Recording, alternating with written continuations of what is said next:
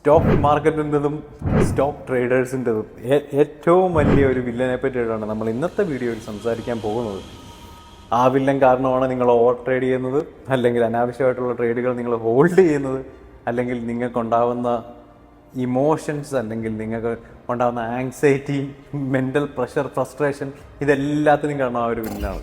അപ്പോൾ ഈ വില്ലനാരാന്ന് പറയാൻ ഞാൻ വലിച്ചു നീട്ടിയൊന്നും കൊണ്ടുപോകത്തില്ല.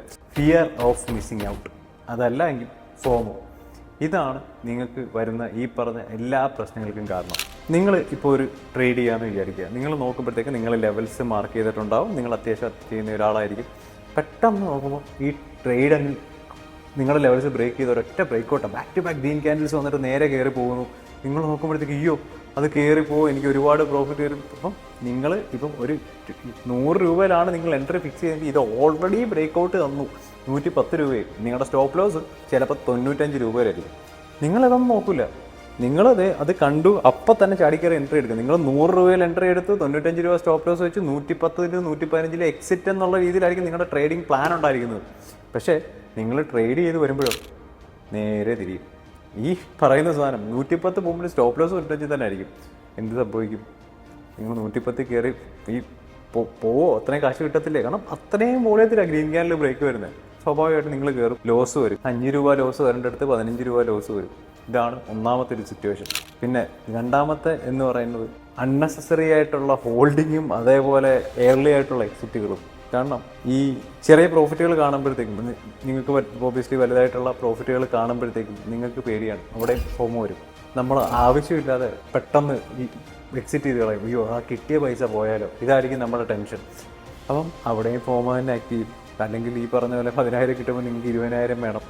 അങ്ങനെയുള്ള ഒരു പെർസ്പെക്റ്റീവിൽ നിങ്ങൾ ചിന്തിക്കാൻ തുടങ്ങും. ഇതെല്ലാം കാരണം എന്ന് പറഞ്ഞാൽ ഈ പൈസ പോവുമോ എന്നുള്ള പേടിയാണ്, അല്ലെങ്കിൽ ആ ട്രേഡ് മിസ്സാവുമോ എന്നുള്ളൊരു പേടിയാണ്. ഇവിടെ എല്ലാം നിങ്ങൾ ചിന്തിക്കേണ്ട ഒരു കാര്യം എന്ന് പറയുന്നത് ഈ സ്റ്റോക്ക് മാർക്കറ്റോ ട്രേഡിംഗ് ഒന്നും എങ്ങും പോകാൻ പോകുന്നില്ല, കാരണം അവിടെ തന്നെ ഉണ്ട്.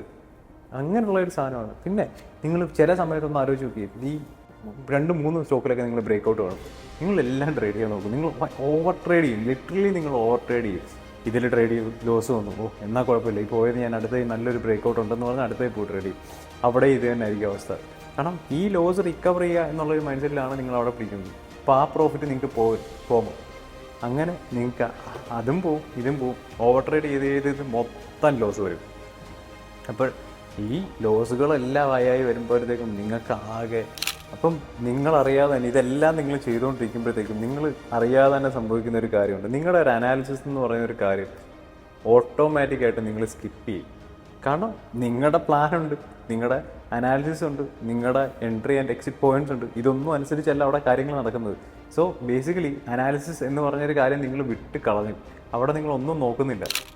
നിങ്ങൾക്ക് ആ ട്രേഡ് മിസ്സാവരുത് എന്നുള്ളൊരു പെർസ്പെക്റ്റീവ് മാത്രമായിട്ട് നിങ്ങൾ ചിന്തിക്കുന്നത്. സോ ഈ ഒരു സാധനം വരുമ്പോഴത്തേക്കും ഉണ്ടാകുന്ന ഏറ്റവും വലിയൊരു കാര്യമുണ്ട് നിങ്ങളുടെ റിസ്ക് മാനേജ്മെൻറ്റ്. ഞാൻ നേരത്തെ പറഞ്ഞ പോലെ നമ്മൾ 100 രൂപയിൽ എൻട്രി, 95 സ്റ്റോപ്പ് ലോസ്, 115 രൂപ 110 എക്സിറ്റ് എന്ന് പറഞ്ഞെടുത്ത് 110 പോയി എൻട്രി എടുക്കുന്ന ഒരാളുടെ റിസ്ക് മാനേജ്മെൻറ്റ് അവിടെ തന്നെ പോയി.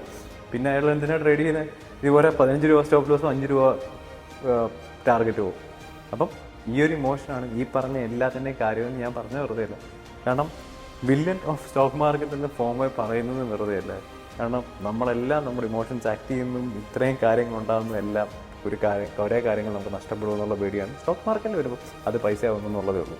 സോ നിങ്ങളുടെ ഈ ഒരു പേടി, അല്ലെങ്കിൽ ഫിയർ ഓഫ് മിസ്സിങ് ഔട്ട് എന്നുള്ള ഒരു വില്ലനെ മാറ്റി നമ്മൾ ഹീറോസ് ആയെങ്കിൽ മാത്രമേ നിങ്ങൾക്ക് സ്റ്റോക്ക് മാർക്കറ്റിൽ സക്സസ്ഫുൾ ആവാൻ പറ്റുള്ളൂ. അതുകൊണ്ട് നിങ്ങൾ മാക്സിമം ഈ വില്ലനെ അടിച്ചോടിക്കാൻ ശ്രമിക്കുക, നിങ്ങളുടെ കാര്യങ്ങളിൽ ഫോക്കസ് ചെയ്യുക. You be your own hero, അല്ലെങ്കിൽ വലിയ പ്രശ്നമായി പോകും. ഓക്കെ, അപ്പം ഇത്രയുള്ള ഇന്നത്തെ കാര്യം. നമുക്ക് will see you on another video. Until then take care, by.